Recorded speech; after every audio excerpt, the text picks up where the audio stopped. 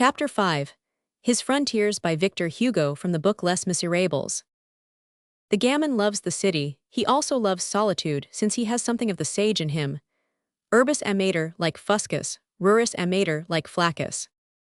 To roam thoughtfully about, that is to say to lounge, is a fine employment of time in the eyes of the philosopher, particularly in that rather illegitimate species of campaign, which is tolerably ugly but odd and composed of two natures, which surrounds certain great cities, notably Paris. To study the suburbs is to study the amphibious animal. End of the trees, beginning of the roofs. End of the grass, beginning of the pavements. End of the furrows, beginning of the shops. End of the wheel ruts, beginning of the passions.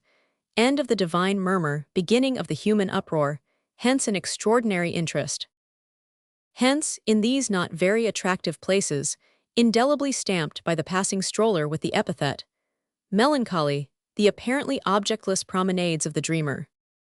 He who writes these lines has long been a prowler about the barriers of Paris, and it is for him a source of profound souvenirs. That close-shaven turf, those pebbly paths, that chalk, those pools, those harsh monotonies of waste and fallow lands, the plants of early market gardens suddenly springing into sight in a bottom, that mixture of the savage and the citizen, those vast desert nooks where the garrison drums practice noisily, and produce a sort of lisping of battle, those hermits by day and cutthroats by night, that clumsy mill which turns in the wind, the hoisting wheels of the quarries, the tea gardens at the corners of the cemeteries, the mysterious charm of great, somber walls squarely intersecting immense, vague stretches of land inundated with sunshine and full of butterflies, all this attracted him.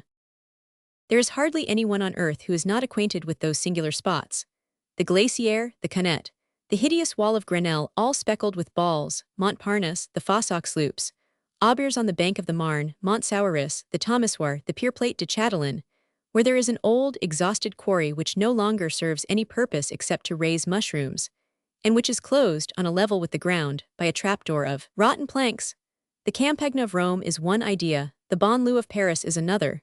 To behold nothing but fields, houses, or trees in what a stretch of country offers us, is to remain on the surface. All aspects of things are thoughts of God. The spot where a plain effects its junction with a city is always stamped with a certain piercing melancholy. Nature and humanity both appeal to you at the same time there. Local originalities there make their appearance.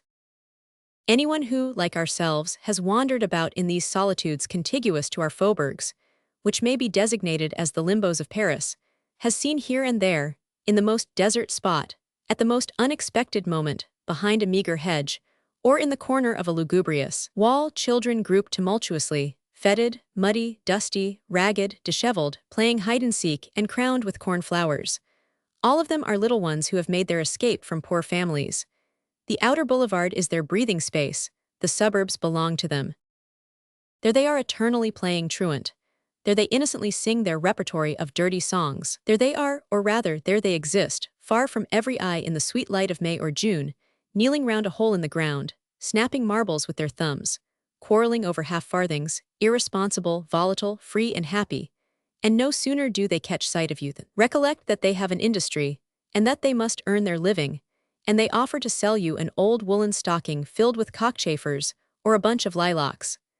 These encounters with strange children are one of the charming, and at the same time poignant graces of the environs of Paris. Sometimes there are little girls among the throng of boys, are they their sisters? Who are almost young maidens, thin, feverish, with sunburnt hands covered with freckles, crowned with poppies and ears of rye, gay, haggard, barefooted. They can be seen devouring cherries among the wheat. In the evening they can be heard laughing. These groups, warmly illuminated by the full glow of midday or indistinctly seen in the twilight, occupy the thoughtful man for a very long time, and these visions mingle with his dreams. Paris, center, banlieue, circumference, this constitutes all the earth to those children. They never venture beyond this.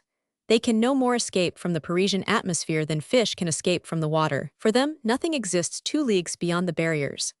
Ivry, Gentilly, Arcueil, Belleville, Aubervilliers, Ménilmontant, Choisy-le-Roi, Billancourt, Meudon, Issy, Vanvres, Severs, Puteaux, Neuilly, Gennevilliers, Colombes, Ramonville, Chateau, Asnières, Bougival, Nanterre, Enghien, Noisy-le-Sec, Nogent, Gournay, Drancy, Gonesse. The universe ends there.